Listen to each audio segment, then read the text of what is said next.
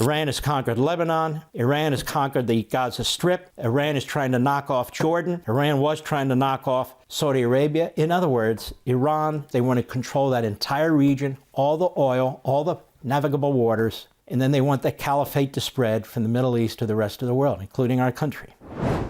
The behavior of the Harris, Biden, Blinken administration, this isn't normal. One of Blinken's boyhood best friends is a guy named Robert Malley. Robert Malley's under criminal investigation. It's my understanding. Because classified information was passed from his operation to the Iranians. He was the envoy to Iran, picked by Blinken, approved by Biden, to negotiate the nuclear deal. He's an Iranian sympathizer, or worse. Under him, there was a little beehive of spies who are also providing information and exchanging emails with the foreign minister of Iran. We now know, in part thanks to the Free Beacon and others, as well as Republicans in the House of Representatives digging into this and in the Senate, that the Biden administration has been trying to cover up from Congress and from the press the extent to which Malley and these others were involved in releasing classified information or in communications with the Iranians, back-channeling them. Now, ladies and gentlemen, in most normal countries, this would be a massive scandal, unparalleled. This is an unparalleled scandal in American history. It makes the Alger Hiss case look like a joke. We have individuals working for the State Department, reporting to the Secretary of State, reporting to the Vice President and the President of the United States. One of them is still is an Assistant Secretary of Defense.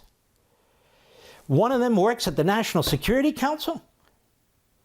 Still embedded within our administration. You want to know why Iran gets hundreds of billions of dollars? You want to know why they hate Netanyahu at this White House more than they hate the Islamo-Nazi who runs Iran? You want to know why they won't defend our soldiers? They won't defend our ships? 30% of our Navy's there, just sitting there. The Red Sea is cut off by the Houthis, another surrogate terrorist operation. By the Houthis. And now they're firing missiles into Israel, and so is Iraq, because Iran has conquered Iraq, it's conquered Yemen, Iran has conquered Lebanon, Iran has conquered the Gaza Strip, Iran is trying to knock off Jordan, Iran was trying to knock off Saudi Arabia. In other words, Iran, they want to be the mother of all terrorist countries. They want to control that entire region, all the oil, all the navigable waters. And then they want the caliphate to spread from the Middle East to the rest of the world, including our country. They don't have a two-state solution issue. They don't even have a regional issue. They have a worldwide issue. And so I think what's going on here is our relationships. Some could be financial, some could be ideological. Maybe it's something else, maybe it's all the above, between actors in our government and at the highest levels of the Iranian regime. Otherwise, none of this makes sense to me. What's being done is against America's best interests. It's against the best interests, obviously, of Israel.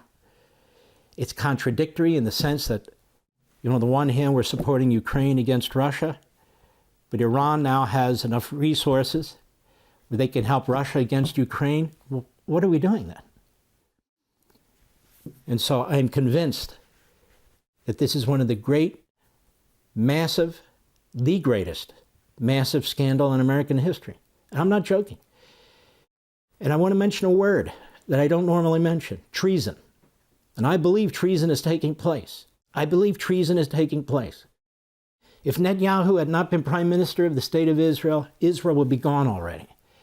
If you had somebody like these weak, so-called members of parliament who want to be prime minister, who basically report to the State Department, Israel would have been carved up. Israel would have surrendered to Hamas. Israel would have tolerated Hezbollah firing missiles into the north, which they've had to depopulate, while Iran is building up, becoming the regional major military superpower. Something's not right about this. Instinctively, you know I'm right. Intuitively, you know I'm right. So I think there are high levels of treason here. And this is why I started with the assassination attempt by Iran against President Trump.